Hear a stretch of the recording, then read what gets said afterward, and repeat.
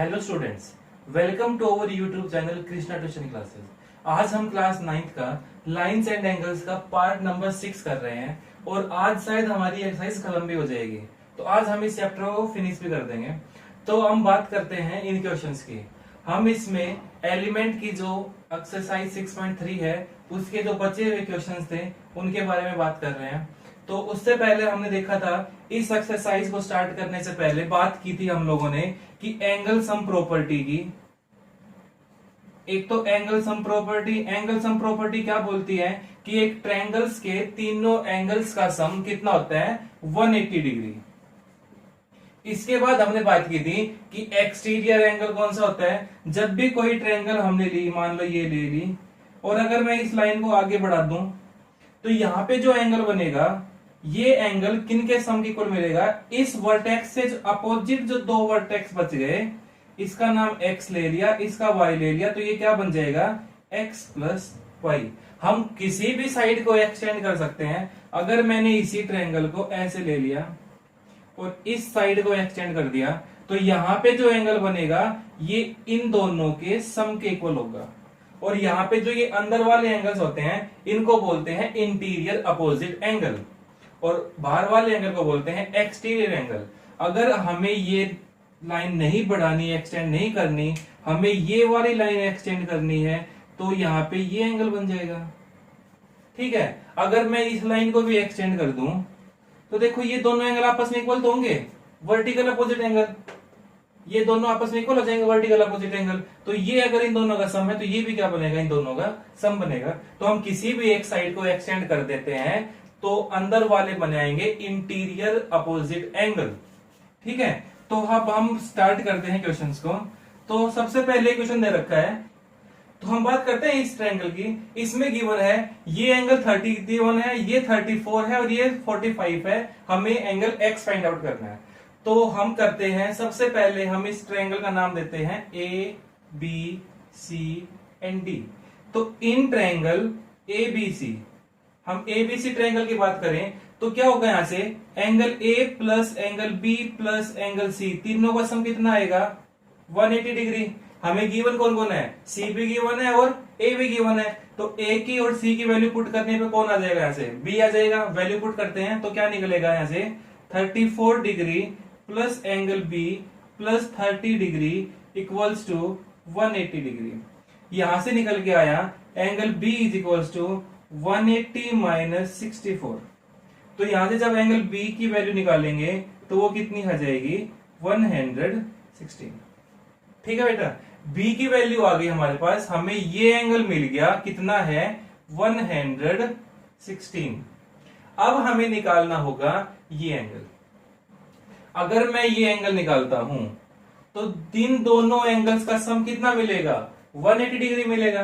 तो हम क्या लिखेंगे कि angle A B C plus angle C B D, इन दोनों का सम कितना आएगा, 180 डिग्री। रीजन क्या लिखेंगे, एडजेसेंट एंगल्स, लीनियर पेयर है दोनों। जो एडजेसेंट एंगल है यहाँ पे ये दोनों लीनियर पेयर होते हैं। एक बात और, एडजेसेंट एंगल जरूरी नहीं 180 डिग्री बनाएगा, बट लीनियर पेयर जो है वो 180 डिग्री बनाएगा। ठीक है, जैसे मैं एक बार लेता हूं कि मैंने ये दोनों एडजेसेंट एंगल्स ले लिए, ये जरूरी नहीं 180 बना रहे हैं। ठीक है, अगर मैं इनको लीनियर पेयर बना दूं, लीनियर पेयर क्या होता है कि जो दोनों लाइंस होती हैं हमारी, ये एक दूसरे के अपोजिट हो, तो यहां पे ये कंपलसरी हो गया कि ये दोनों क्या बनाएंगे, 180 बनाएंगे।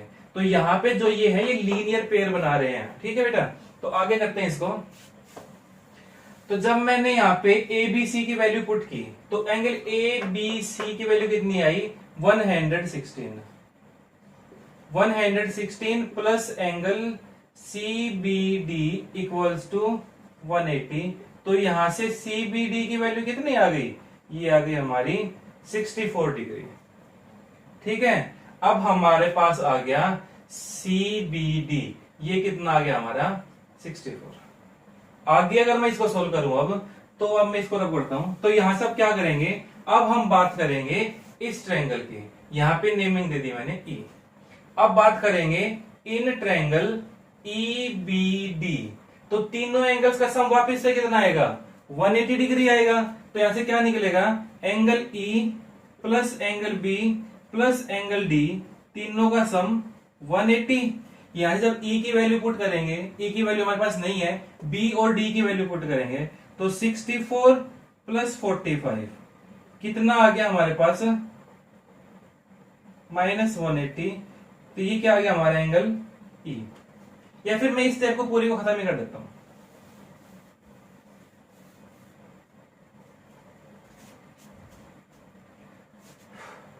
अब हम बात करते हैं ट्रायंगल EBD। जो ट्रायंगल EBD है, इसको ध्यान से देखो, मैंने अब इसको रब कर दिया तो ये क्या बन गया कि ये एक एक्सटीरियर एंगल है और ये दोनों क्या है आपस में, इंटीरियर अपोजिट एंगल्स।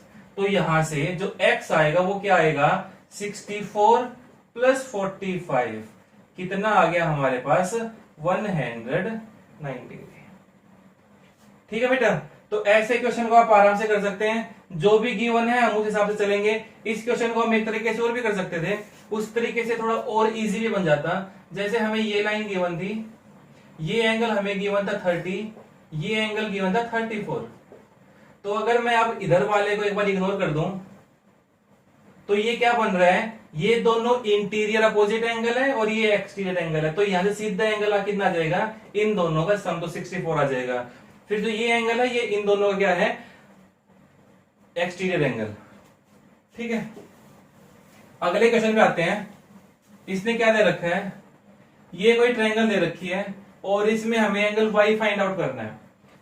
अगले क्वेश्चन में क्या दे रखा है, हमें x और y की वैल्यू फाइंड आउट करनी है। तो सबसे पहले हम बात करते हैं y की।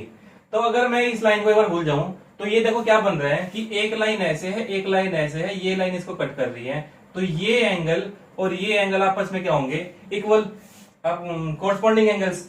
ठीक है, तो अब मैं क्या कर रहा हूं कि जो एंगल 60 है, जो 60 डिग्री है वो किसके इक्वल है, 25 डिग्री प्लस y।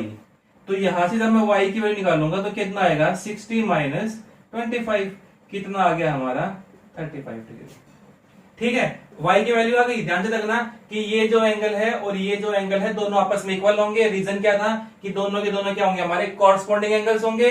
और इस वजह से कि जो ये 60 है, ये पूरा एंगल भी कितना बनाएगा, 60 डिग्री बनाएगा। ये हमें 25 गिवन है, तो यहां से हमारा y की वैल्यू आ जाएगी और y कितना आ गया हमारा, 35 डिग्री। अब हम बात करते हैं आगे। अब हमें निकालना है कि जो एंगल x है इसकी वैल्यू फाइंड आउट करनी है। अब अगर इसकी वैल्यू फाइंड आउट करेंगे तो हमें क्या करना होगा, हमें पहले ये एंगल निकालना होगा। इसका नाम मैंने क्या दे दिया, a।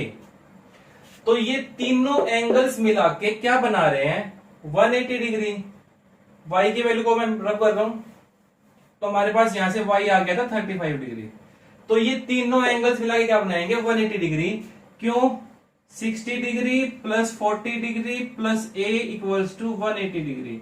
तीनों ने 180 क्यों बनाया, क्योंकि ये क्या है, स्ट्रेट लाइन है। आगे बात करें तो यहां से a की वैल्यू कितनी आ गई हमारे पास, 80 डिग्री। अब मैं जब इस छोटे ट्रायंगल की बात करूं तो तीनों एंगल्स का सम क्या आएगा, 180 फिर से। तो यहां से क्या हो जाएगा कि a plus x plus 25 degree equals to 180 degree. जब मैं a की वैल्यू पुट करूंगा यहां पे तो क्या बन के आएगा ये कि 80 degree plus x plus 25 equals to 180 degree. और यहां से फिर x की वैल्यू क्या आ जाएगी हमारी, 180 माइनस 105 कितना आ गया, 75।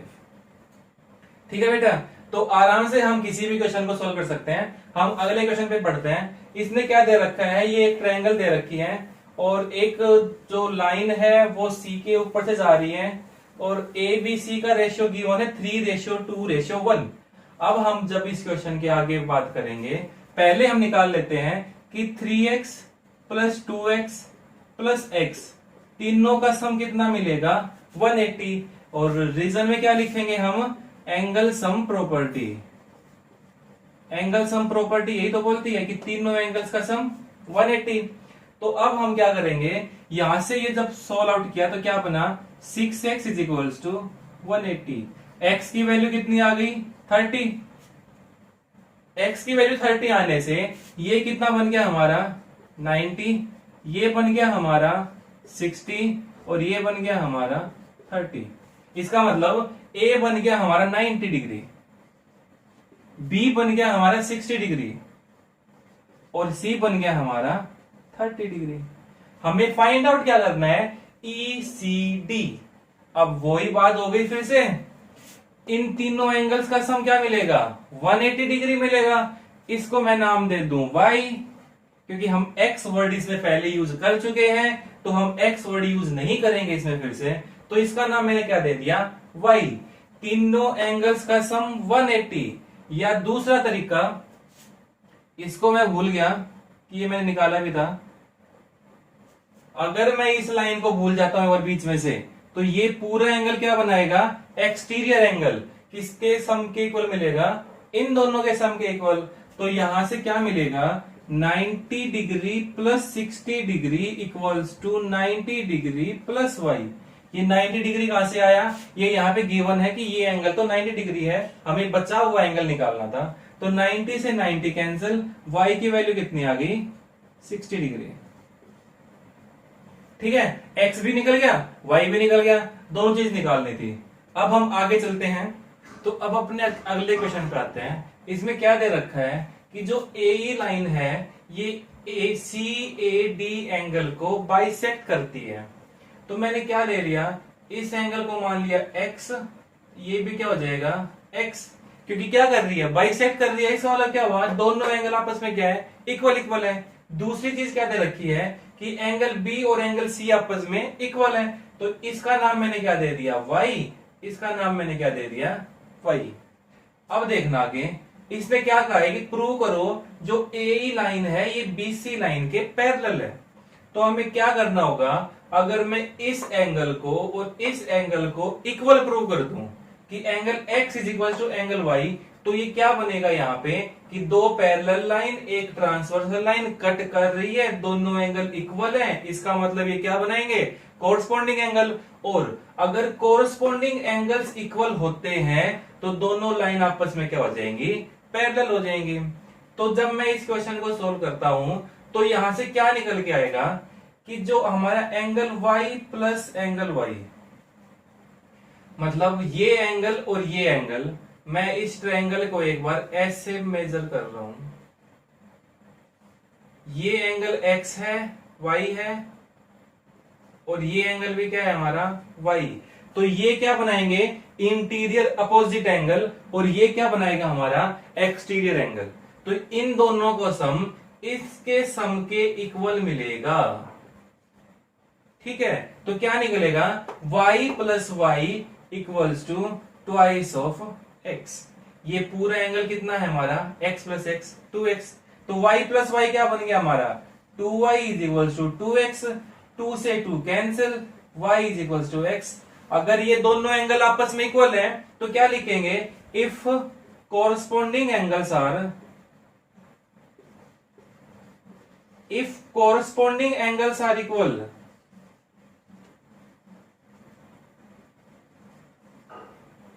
अगर कोरस्पॉन्डिंग एंगल इक्वल है तो क्या हो जाएगा, देन लाइंस आर पैरेलल। ठीक है, तो यहां से निकल के आंसर भी आ गया। हमें यही प्रूव करना था कि ये लाइन और ये लाइन आपस में क्या है, पैरेलल है। हो गया, बहुत इजी सा क्वेश्चन था। हम इसको लेंथी भी बना सकते थे, जरूरी नहीं हम लेंथी लेके चले क्वेश्चन को, किसी भी क्वेश्चन को लेंथी बनाना जरूरी नहीं होता। ठीक है, अगले क्वेश्चन के ऊपर आते हैं। इस क्वेश्चन में क्या दे दिया कि जो एपी लाइन है वो इस एंगल को बाइसेक्ट कर रही है, और जो बीपी लाइन है वो इस एंगल को बाइसेक्ट कर रही है। इसका मतलब क्या हुआ, इसका मतलब क्या हुआ कि अगर एंगल ये 2 है तो ये भी क्या है 2, और ये 1 है तो ये भी क्या है 1। हमें निकालना है कि APB हमें ये निकालना है। मैं इसका नाम क्या दे रहा हूं, x नाम दे रहा हूं, इज इक्वल्स टू x। ठीक है, हमें x की वैल्यू फाइंड आउट करनी है। तो हम क्या करेंगे यहां पे, ठीक है, ये दो parallel line transversal line cut कर रही है, दोनों का सम कितना मिलेगा 180 डिग्री। क्यों, को इंटीरियर एंगल्स। तो इसकी मदद से हम इस क्वेश्चन को करते हैं। तो इसमें हम हेल्प लेंगे को इंटीरियर की। तो यहां से क्या निकल के आएगा कि जो एंगल है E A B plus angle R B A, दोनों का सम कितना आएगा 180 डिग्री। हमें यहाँ पे रीजन लिखना होता है, इसलिए मैं बता रहा हूं साथ साथ में कि क्या लगाएंगे हम यहाँ पे को इंटीरियर एंगल्स। अब आगे चलते हैं, यहां से मैं इस एंगल की बात करता हूं। ये जो एंगल है ये इस एंगल का हाफ है पूरे का, तो क्या करेंगे कि half of angle E A B plus half of angle R B A equals to half of 180। मैंने इस पूरी इक्वेशन को हाफ से मल्टीप्लाई कर दिया, तो यहां से क्या निकल के आएगा कि ई ए बी का हाफ, इस पूरे एंगल का हाफ कौन है 1, तो क्या निकला एंगल 1 प्लस एंगल 2, इस पूरे का हाफ कौन है, दोनों 2 2 है तो हाफ हो गए। एंगल 2 इक्वल्स टू कितना आ गया हमारा 90 डिग्री।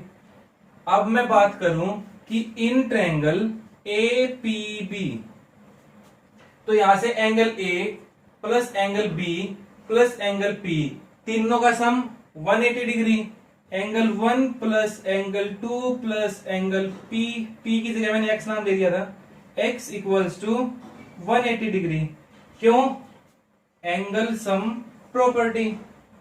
आगे करते हैं, 1 और 2 की वैल्यू क्या आई थी हमारी, अभी अभी निकल के आई थी 90 डिग्री। तो जब इस इक्वेशन को हम इस इक्वेशन में पुट करेंगे तो क्या होगा यहां से कि 90 प्लस एक्स इक्वल्स टू 180, और यहां से x की वैल्यू क्या आ जाएगी 90 डिग्री, और x हमने क्या माना था APB, तो क्या निकल के आ जाएगा angle APB equals to 90 degree. यही हमें फाइंड आउट करना था। तो आज की वीडियो में हम इतना ही पढ़ेंगे। अगर कोई क्वेश्चन और बच गया हो जो आपको लगता है ये आपसे नहीं हो रहा, आपने ट्राई किया हो, तो हमें कमेंट करके बता देना। हम अगली वीडियो में जब हम अगला चैप्टर स्टार्ट करेंगे उससे पहले एक बार 5 मिनट के लिए वो जो क्वेश्चन बचे हुए होंगे वो आपको रिवाइज करवा देंगे। ठीक है बेटा, ज्यादा से ज्यादा पढ़ने की कोशिश करना, ताकि जो ये लॉकडाउन चल रहा है इसका आप पूरा फायदा उठा सको। ठीक है, आज के लिए इतना ही है।